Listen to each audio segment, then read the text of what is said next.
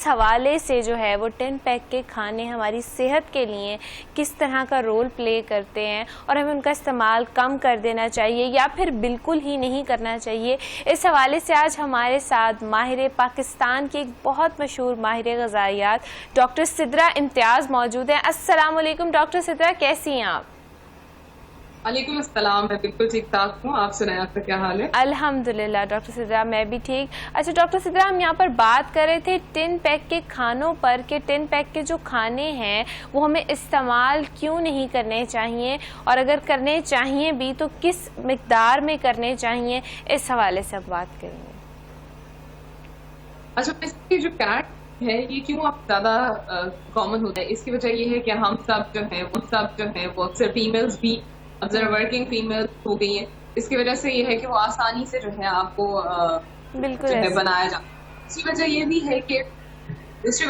है कि अब इजीली अवेलेबल भी है। पहले हर चीज कैंड फूड नहीं होता था, मतलब कुछ लिमिटेड ऑप्शंस हमारे पास होती है। आप देखें, आपके पास फ्रूट्स भी है, वेजिटेबल्स भी है, बीन्स भी है, हर चीज आपको कैन में मिल जाती है। उसके नुकसान क्या होते हैं? बेसिकली कैनिंग प्रोसेस होता क्या है, फूड को पहले हम प्रोसेस करते हैं, जैसे अगर किसी की गुठलियां वगैरह हैं तो उनको निकाल दिया जाता है। उसके बाद उसको सील करके हीट किया जाता है ताकि उसके अंदर से जितने भी माइक्रो ऑर्गेनिजम्स हैं वो डिस्ट्रॉय हो जाए।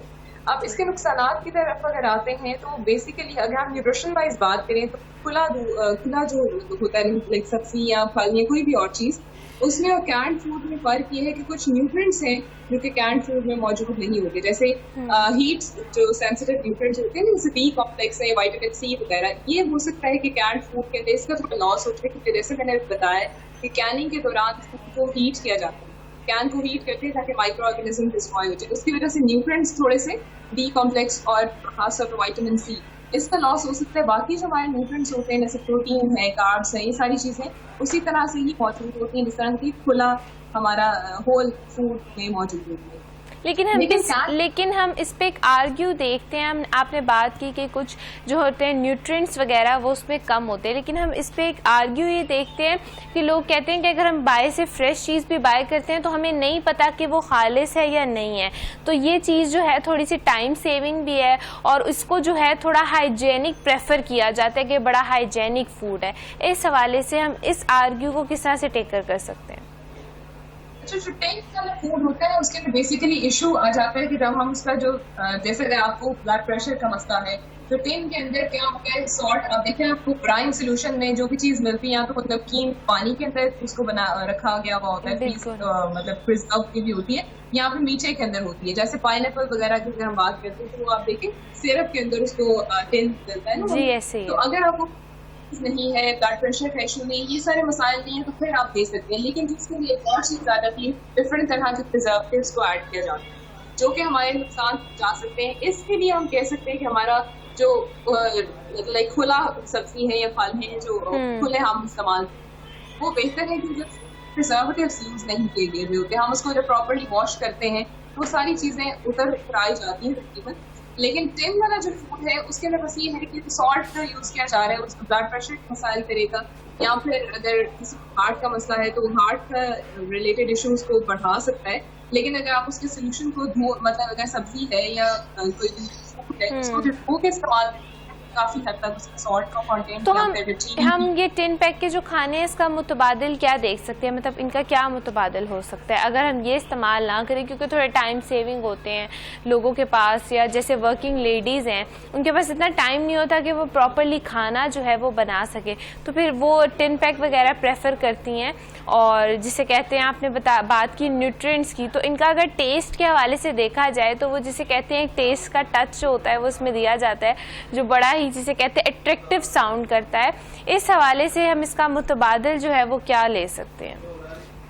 इसका मुतबादिल ये हो सकता है कि आप फ्रीज कर सकते हैं। फ्रीजिंग कंपैरेटिवली जो है वो टिन की चीज़ों के इस्तेमाल की निस्बत बेहतर है कि अगर आपके पास टाइम नहीं है, वर्किंग फीमेल्स हैं जैसे, तो आप सब्जियों वगैरह को जो है वो फ्रीज करके रख लें। जैसे अगर आपने पालक की बात करते हैं तो आप उसको आधा तकरीबन उबाल के ग्राइंड करके रख सकते हैं। जब आपके पास टाइम मिले आप इस तरह से फ्रीज कर सकते हैं और बजाय कि टिन वाली चीज़ों की तरफ जाएं।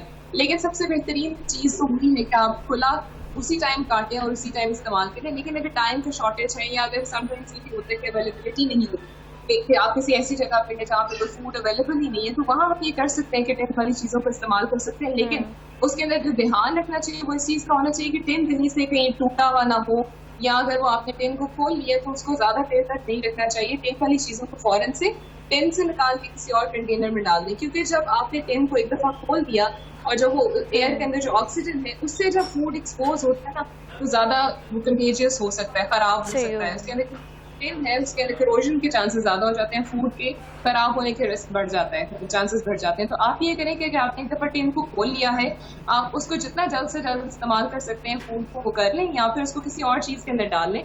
और दूसरा, एक्सपायरी डेट देखना बहुत इंपॉर्टेंट है कि आपने जो टिन लिया है उसकी एक्सपायरी डेट क्या है।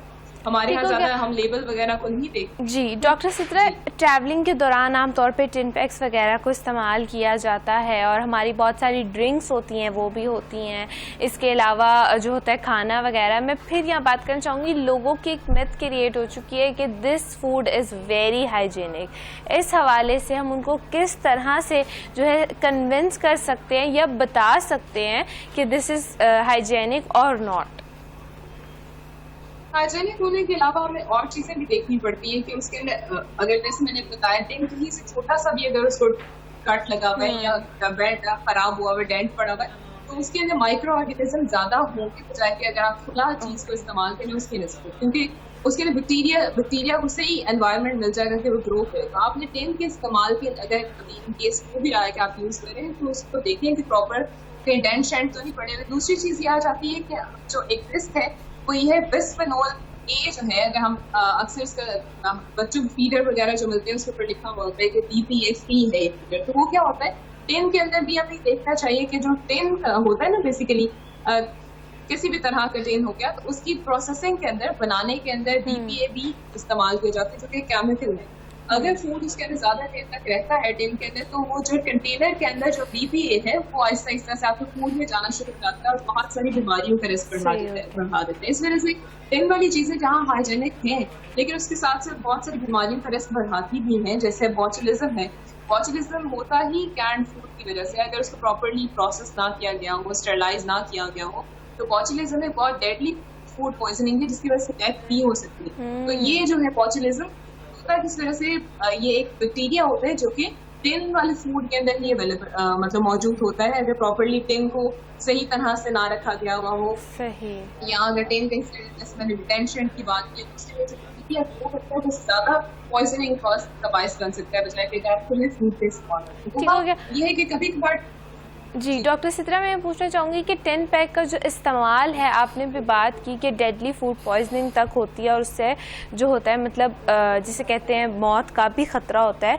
तो इस हवाले से मैं आपसे पूछना चाहूँगी कि जो टिन पैक हैं ये हमारी सेहत के लिए कितने मनफी होते हैं? ये तो आपने बता दिया कि अगर उसे प्रॉपरली रखा ना जाए तो ये सारे इश्यूज़ आ सकते हैं, लेकिन अगर एक प्रॉपरली टिन पैक हो और बिल्कुल मतलब सही हो, एक्सपायरी वगैरह सब कुछ चेक किया जाए, फिर भी उसके कोई मनफी असरात होते हैं हमारी सेहत पर? उसके अंदर जो चीजें हैं जैसे मैंने बताया, सॉल्ट यूज होता है या फिर प्रिजर्वेटिव्स यूज होते हैं या फिर चीनी का इस्तेमाल, शुगर सिरप होता है। ठीक है, अगर आपको डायबिटीज वगैरह है तो हम नहीं कह सकते कि आप ये टिन वाली चीजें लें, या अगर आपको ब्लड प्रेशर का मसला है तो फिर भी हम एडवाइस नहीं करेंगे क्योंकि ब्लड प्रेशर जो है वो बढ़ाएगा। तो अगर आपको इस तरह के कोई हेल्थ कंसर्न्स नहीं है, हेल्थ इश्यूज नहीं है, तो फिर टिन वाली चीजें आप इस्तेमाल कर सकते हैं। लेकिन अगर आपको इस तरह के मसाइल है तो आप टिन अगर आपने ली भी है वॉश करने, ताकि जिसके अंदर जो ब्राइन था या जो सॉल्ट था, या अगर आपने वो दूसरा कोई मीठी चीज़ ली है, मीठा वाला लिया सिरप है, तो वो उसके अंदर से काफ़ी उसका कंटेंट जो है वो कम हो जाए। दूसरा जैसे मैंने बताया कि उसकी एक्सपायरी डेट पढ़ना बहुत इंपॉर्टेंट है कि आप देखें कि वो एक्सपायर तो नहीं हुआ हुआ टिन। तीसरी चीज़ ये आ जाती है कि जैसे मैंने उसकी बात की कि उसको कहीं से जो है कहीं रात में आया डेंट वगैरह पड़ा, वो बहुत इंपॉर्टेंट है। एंड देन उसकी फूड को आपने स्टोर कैसे करना है, अगर आपने खोल लिया एक दफा टिन तो उसको फौरन से इस्तेमाल करें या फिर उसको किसी और कंटेनर में डालें, जैसे मैंने अभी बताया था।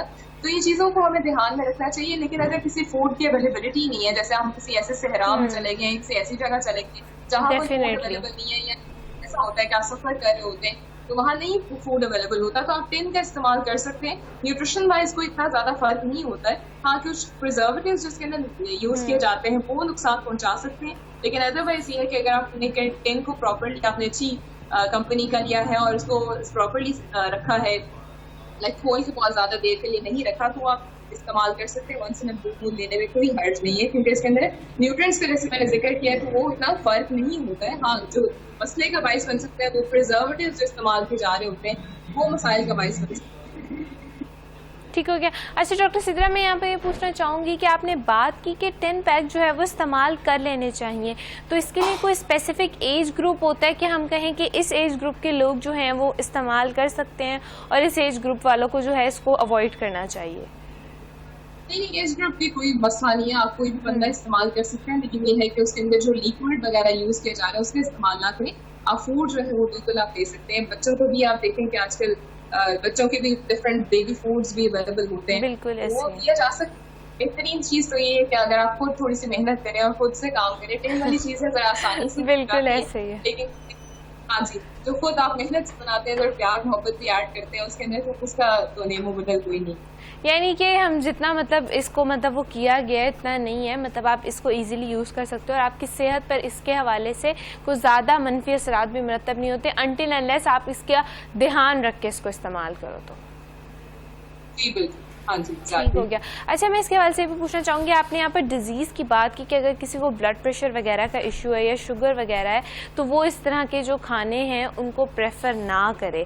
तो अब यहाँ पर ये एक आर्ग्यू खड़ा हो जाता है कि 10 पैक के खाने जो होते हैं, फिर मैं बात करती हूँ कि वो कहते हैं हाइजीनिक होते हैं, और एक तरफ हमें दूसरी खुराक मिल रही है जो कि हम अगर घर में ही धोकर या उसको इस्तेमाल किया जा रहा है, जिसमें हम डेफिनेटली ज़्यादा फ्रूट्स होते हैं, वेजिटेबल्स होते हैं जिनको धोकर हम इस्तेमाल कर सकते हैं और हम कह सकते हैं कि यार चलो ये जो है एक जिसे कहते हैं हमें खालिस मिल रहा है। अदरवाइज जो दूसरी चीज़ें अगर हम देखें जिसमें मसाला जात आ जाते हैं, डिफरेंट तरह की चीज़ें आ जाती है, क्योंकि अगर हम घर में सालन भी बना रहे हैं तो मोस्टली आजकल एक कल्चर ये डेवलप हो चुका है कि हम जो होता है मसाला खुद तैयार नहीं करते, जो एक रेडीमेड बना हुआ मसाला होता है हम जस्ट उसको जो है प्रेफर करते हैं कि अब इसको तैयार करके मसाला तैयार कर लें। तो फिर जो एक खालिस ग़िज़ा है उसका हमारे जिस्म में आजकल के दौर में जो है मतलब खालिस ग़िज़ा का मैसर होना, फिर हमारे जिस्म में उसका जाना काफ़ी मुश्किल है। तो इस हवाले से आप किस तरह से जो है मतलब एक वैसे जो घर में बनाई जाने वाली खुराक है वो और एक जो 10 पैक का खाना है उसको किस तरह से कंपेयर करेंगी,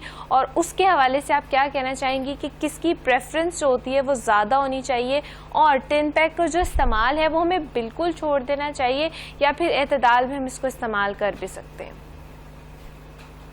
देखिए, अगर हम घर में जो चीज बना रहे हैं उसके अंदर हम केमिकल्स तो कम से कम यूज नहीं कर रहे ना, हम अगर कोई सब्जी लेकर आते हैं, हाँ उसके ऊपर जो चीजें स्प्रे वगैरह हुई होगी, अगर आपने उसको प्रॉपर्ली वॉश कर लिया तो वो जाते हैं काफी हद तक।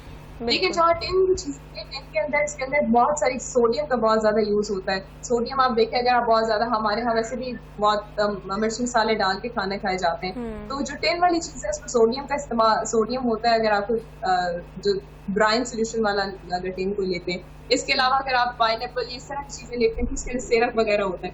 तो ये चीजें जो है एक एम्प्टी कैलोरीज आपको आप एक तरह के ले रहे होते हैं ना, मतलब जो चीज आप नेचर के करीब है वो ज्यादा बेहतर है। तो अगर घर में अगर आपने सब्जी लेकर खुद काटी है वो नेचर के ज्यादा क्लोज है तो डेफिनेटली वो ज्यादा बेहतर है। तेल वाली चीजें जो है वो हाइजेनिक तो आप कह सकते हो कि चलो मट्टी शट्टी नहीं लगी उसके ऊपर, लेकिन उसके अंदर जो प्रिजर्वेटिव्स को शामिल किया गया है या जो उसके अंदर सोडियम ज्यादा ऐड किया गया है या चीनी या मिठास के जो इस्तेमाल है, ये सारी चीजें तो आपको नुकसान पहुंचा रही है। तो इस हिसाब से हाइजीन तो अलग रह जाती है, जो बाकी हम प्रिजर्वेटिव्स वगैरह की वजह से नुकसान दे रहे होते हैं ये भी इसके साथ साथ ही आ जाते हैं। तो हमें बेहतरीन चीज ये है कि आप खुद सब्जी में या फल में खुद से इसको काटें और वो इस्तेमाल करें। अगर वो नहीं हो सकता तो आप फ्रीज कर लें चीज़ों को, अगर वो भी नहीं हो सकता तो आप तेल वाली चीज़ कभी कभार इस्तेमाल कर सकते हैं, लेकिन हर चीज़ तेल बाद वाली हर चीज़ पैकेज फूड इस्तेमाल करना सेहत के लिए जो है वो नुकसानदेह हो सकता है। जैसे अब आप देखें ना, बच्चों के लिए भी बहुत सारी चीज़ें जो हैं वो हमें पैकेज मिल जाती हैं। इवन अगर हम फलों की सब्जियों की बात करते हैं तो फ्रेंच फ्राइज अगर आपने बनाने हो कटे मिल जाते हैं। तो हर चीज जो है वो हम आसानियों की तरफ चले गए। तो जो मेहनत से का मजा आता है ना, वो मेहनत से बनाई गई चीज के अंदर और लज्जत के अलावा और भी जो है बिल्कुल गज़ाइयत के अलावा अगर हम बात, हाँ जी, कंपैरेटिवली वही चीज ओबेसिटी, बेहतर है जो कि हाँ, नेचर। हम इस हवाले से ओबेसिटी को किस तरह कंपेयर कर सकते हैं कि जो 10 पैक के खाने हैं उससे ज़्यादातर जो होता है ओबेसिटी वगैरह का इशू होता है, या फिर मतलब वो जिसे कहते हैं ज़्यादा खाने, क्योंकि लोगों को ज़्यादातर इशू सिर्फ आजकल ये है कि हमने पतले होना है लेकिन हमने खाना नहीं छोड़ना, खाना हमने वैसे ही खाना है, खाने की रूटीन हमने वैसे ही रखनी है। तो इस हवाले से वो लोग जो बहुत ज़्यादा 10 पैक का इस्तेमाल करते हैं और फिर ओबेसिटी के इश्यूज़ भी होते हैं लेकिन उन्होंने पतले भी होना है, इस हवाले से आप क्या कहना चाहेंगे? लेकिन टिम पैक जो है वो आपको एक तरह की एम्प्टी कैलोरीज दे रहा है, आपको इस तरह की कैलोरी साथ में जाएगी जिनका आपको पता भी नहीं चले। चले जो आपने ये टिप देने में पाइनएप्पल की एग्जांपल ले ली, पाइनएप्पल ने तो जो कैलोरीज देनी है इसके साथ साथ आपको जो उसका सिरप है उसके में जो मीठा है क्योंकि आपको एक्स्ट्रा की कैलोरीज दे रहा है, तो हम एम्प्टी हम और डिफरेंट सोर्सेज से मिठास की शक्ल पे मीठा की शक्ल पे कैलोरीज दे रहे होते हैं, हिडन सोर्सेज हैं कैलोरीज के। तो इस वजह से हमें जो है ना डाइट के अंदर अगर आप देखें माओ के अगर बात करते हैं जो भी बच्चा बच्चा खाना खा लेती है लेकिन उसको फूड कंसिडर नहीं करते, तो ये सारे फैक्टर्स जो है ओबेसिटी को लेके जा रहे हैं। इसके साथ साथ हमारा फिजिकल एक्टिविटी देखें कि लेवल बिल्कुल ही कम होता है। अगर हम बच्चों की बात करते हैं तो उनका भी कोई फिजिकल एक्टिविटी नहीं होती, बस टीवी होता है, मोबाइल होता है, तो इसी के ऊपर बिल्कुल सारा दिन ऐसे ही है। गुजरता है जितना। हाँ जी, तो हमारा लाइफस्टाइल जो है ये बहुत इम्पोर्टेंट है कि इसकी मॉडिफिकेशन होना चाहिए।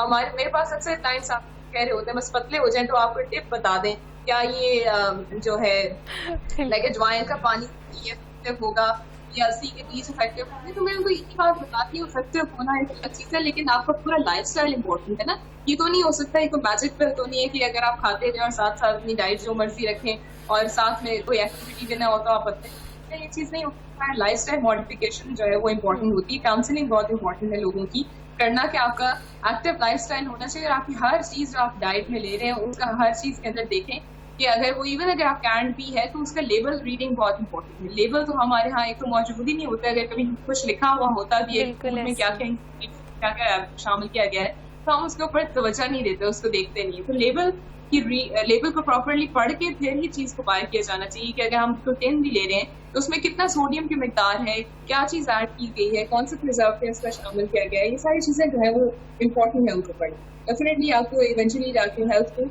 अफेक्ट कर रही होगी। बिल्कुल ऐसे।